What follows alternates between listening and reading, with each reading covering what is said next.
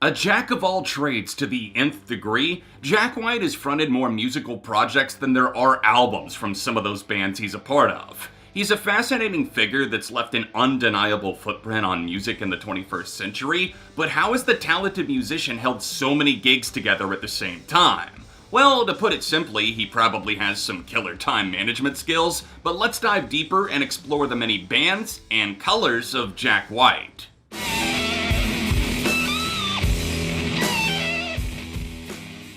Hey neighbor, welcome back to ARTV. Today I'm going to be breaking down Jack White's 4 main projects and a short-lived stint with something else around the time of his big break with the White Stripes. There were a few others like Goober and the P and Two Star Tabernacle in the mid-90s, but today we're focusing solely on the projects that Jack either spearheaded or was a major part of in terms of playing or songwriting. This video essay was made possible by my Patreon supporters. A huge thank you goes out to everyone that is donating over there. Your financial support is actually what makes these higher quality videos possible. So before we start navigating through all of Jack's bands, please take a quick second to like the video, and if you'd really like to go above and beyond, click the link down below to see the tiers that I have available in exchange for your pledge. Now that we're all settled in, grab your ball and biscuit, and let's find out why all work and no play makes Jack anything but a dull boy.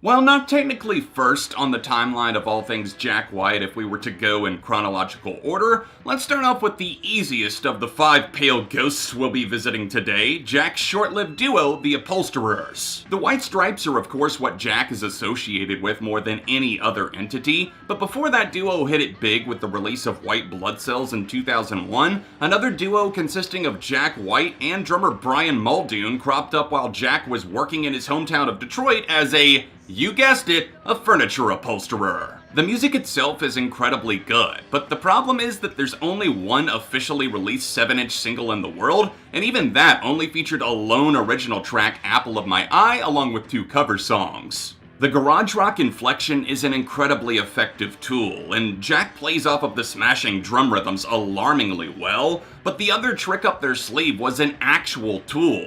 Listen to Apple of My Eye and hear Jack using an actual gear saw from Third Man Upholstery to give them a real distinct cutting-edge sound.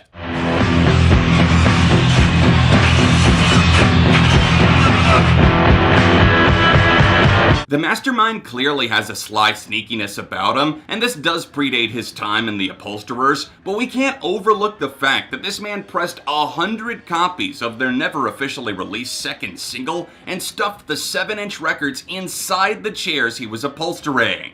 Your furniture was always dead, I was just afraid to tell you exists, and it only confirms that Jack White does have a sense of humor about him, but he's not in it for the quick laugh. Oh no, he's playing the waiting game. Give it another 50 years, and every aging fan will be cutting open every antique chair they buy at auctions while Jack gets the last laugh from the nursing home.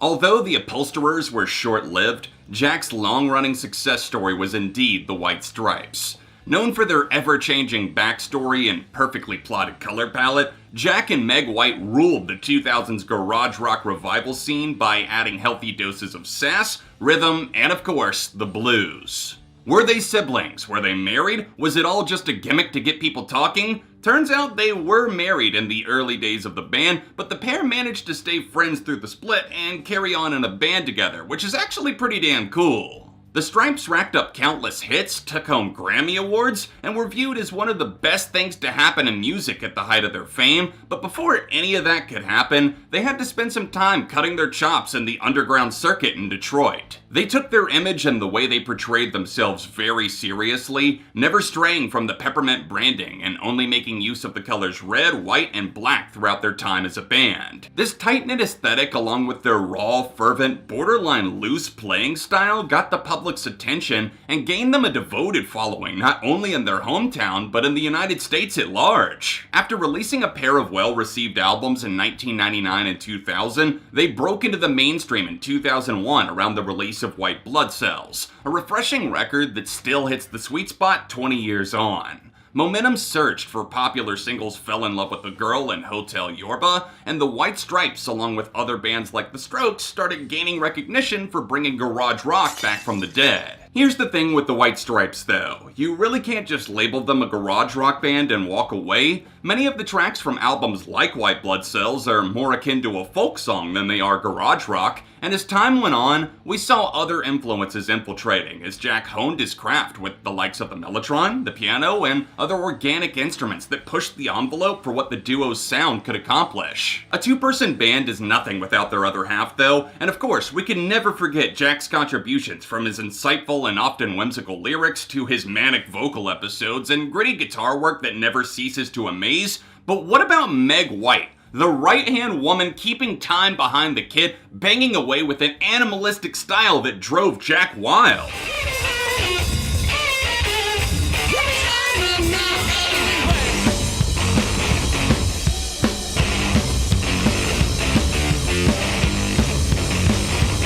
I don't know about you, but I'm ride or die for Meg, and while some would make the argument that she's unskilled because she didn't have proper training, man, come on, I'm dismissing that argument 10 times harder than you dismissed Meg's drumming. Elephant was the pivotal moment that swayed the jury from the former verdict that read something like, well, this could just be a flash in the pan, they really can't expect to keep up the sound and keep going, to after the release of the record, holy Jack and Meg White people, how does this band keep one-upping themselves? It's arguably a perfect album that stands tall as one of my favorites of all time, and even though some question the quality of Get Behind Me Satan and even Icky Thump, I'm a firm believer that every action had an ideal reaction, even if they didn't quite reach the heights of their magnum opus Elephant ever again. The White Stripes were a beautiful shooting star that lasted long enough for the entire world to see under great white northern lights. From their humble formation that only occurred because of Meg's impromptu drum sesh on Jack's arm in 1996,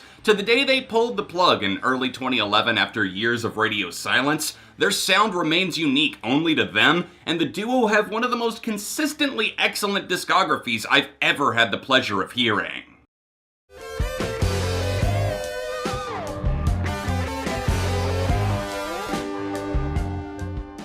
At the height of the White Stripes' international fame, Jack White and his friend Brendan Benson got together and wrote a song one summer night in 2005, which unintentionally launched a new band that would later be known as the Raconteurs. When they debuted their single Steady As She Goes, fans noticed the other members like Jack Lawrence had already found fame with groups such as the Longhorns. As a result of that, the label of supergroup was given to them, which the Raconteurs quickly rejected, saying that they were instead just a group of friends making music.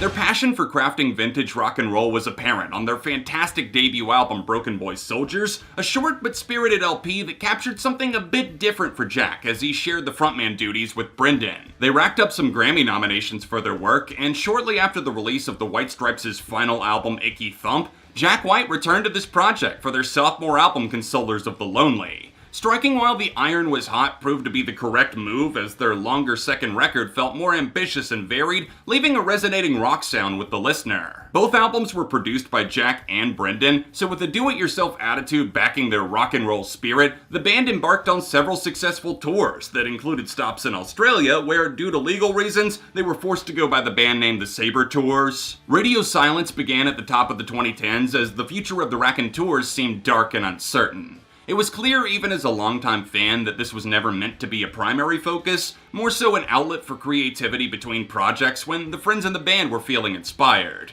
Jack and Brendan both hinted several times that they might start recording an album at several points in the decade, but the sessions never came to fruition, and the band got tossed on the back burner as Jack's solo career flourished during this era. Life happens, but life also finds a way if it's meant to be. All four members reunited in the studio throughout 2018 and early 2019 to write and record the songs we now know as Help a Stranger. The explosive rock sound was applauded by many of their fans, and I personally saw it as a fantastic comeback record that had traces of everything they'd done up to that point in its DNA. Is this band something I could see being on the horizon permanently for Jack, Patrick, Brendan, and other Jack? Maybe not, but I do think it's something they'll revisit at some point in the future. The Raconteurs didn't set out to bend the rules of what rock and roll would allow, they simply succeeded by paying homage to the decades that came before them, all while adding their own unique twist to make it a bit different and stand out over time.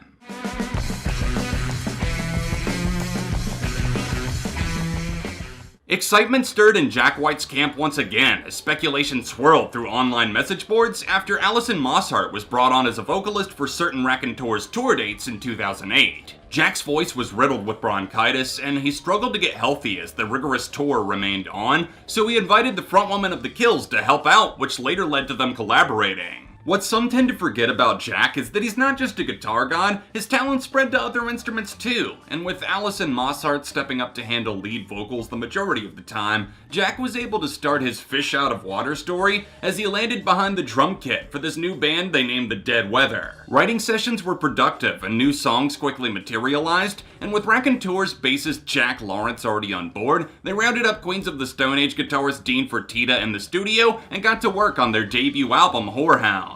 Just like the White Stripes and the Raconteurs, everything Jack touched seemed to be turning to gold as the Dead Weather were met with warm critical and commercial success. Was it the height of fame for Jack? No, but it remained an effective outlet for him to take more of a back seat and let the other members take on the more creative liberties with the writing and composition. Less than a year later, the Dead Weather struck back with another full-length album titled Sea of Cowards, one that I'll always remember as it was released the week I was in New York City for the very first time, and I got to purchase a copy while visiting the iconic Times Square. Featuring some more instant classics like Die by the Drop and Jawbreaker, the album debuted at number 5 on the Billboard 200 chart, which was a spot higher than Whorehound had achieved. An indefinite hiatus began following the closure of the Sea of Cowards tour, and many people, including myself, suspected this was Jack's new favorite thing to do. Start a side hustle band, quickly drop 2 albums, then hit the pause button for an indefinite amount of time. The real shocker was catching wind of new material sooner rather than later, as 2 new songs, Rough Detective and Open Up, were dispatched in late 2013, setting the fandom ablaze with hopes for a new album being just around the corner. Patience proved to be a virtue, as the album didn't see the light of day until September 2015, but the wait was worthwhile as the Dead Weather returned from slumber to drill some unmistakable rock hooks into your subconscious, along with a bit more of the experimental angles the member had picked up in their time apart.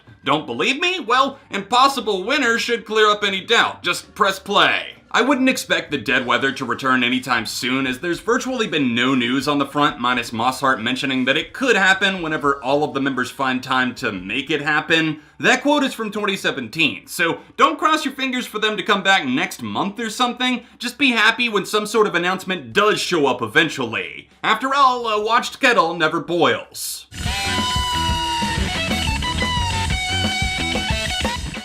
Something I intentionally left out when talking about the Dead Weather was actually a key moment in self-discovery for Jack. His solo career may have officially rolled out with the release of Blunderbuss, but those songs aren't entirely what pushed him into the solo spotlight. Rewind just a few years back to 2008, when Jack teamed up with R&B singer Alicia Keys to create the theme music Another Way to Die for the James Bond film Quantum of Solace. As a Bond theme, it's kind of awkward, but it's actually a killer tune in its own right from a pretty horrible Bond flick. Jack drummed on this track, and he credits this creation as the inspiration for him hopping behind the kit for the Dead Weather. But that, of course, wasn't the first time he'd worked with other artists. Notably, he's collaborated with country artist Loretta Lynn before this, and he went on to work with everyone from Danger Mouse, check out 2 Against 1, It's Incredible, Beyonce, and even Tyler, the Creator. But solo meant writing and composing the lyrics and music himself without any outside hands getting involved, and that's what led to the creation of his first solo album, Blunderbuss, in 2012. Blunderbuss is a top-tier record that lifted influence from his time in the White Stripes, his love of the blues, and the almighty hand of isolation. Time passes slowly but beautifully in this world, and if you ask me, it's easily the strongest of his 3 solo releases up to this point in time. Jack was poised and ready to conquer, and he did just that as the album was well received all around, leading to a successful tour where he rotated between 2 backing bands, one all male, one entirely female. Lazaretto manifested itself rather unexpectedly too, as Jack once again took to the attic, apparently his favorite place in the world, and rediscovered old plays and poems he'd written in his teenage years.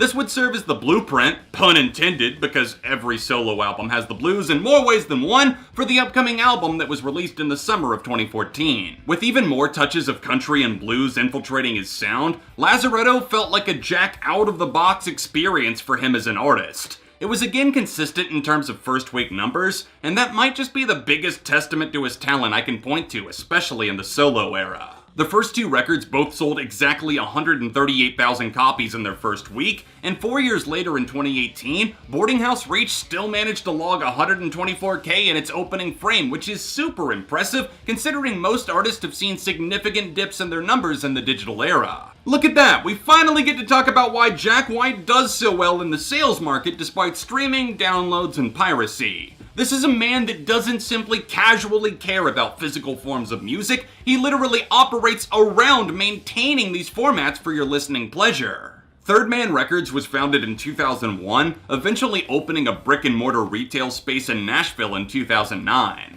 The operation was such a success that a second location was added in Jack's hometown of Detroit, with a pressing plant for vinyl manufacturing being added in 2017. Jack White is living his dream, and his legacy goes far beyond that of just one album or even one band. You could call him a vagabond for the way that he hops from train station to train station with as many groups, but he's never sacrificed quality along the way, and I truly don't believe Jack has ever had any major involvement in a bad album. He knows what he's signing up for and takes his craft seriously, and to this day, I 100% believe he's one of the greatest guitarists and all-around musicians of all time. I know there's probably some details I couldn't get to, but if you enjoyed this video essay and want to see more, let me know by liking the video and leaving a comment down below. I've got more on the way and more video essays that you can watch in this playlist, or you can tap here if you'd like to see all of my Jack White themed videos in one convenient spot. Also, a major thank you to my Patreon supporters. This video would not have been possible without your support. If you'd like to help out the channel, then consider signing up to donate at the top link down below. Thanks for watching, and I'll see you soon on ARTV.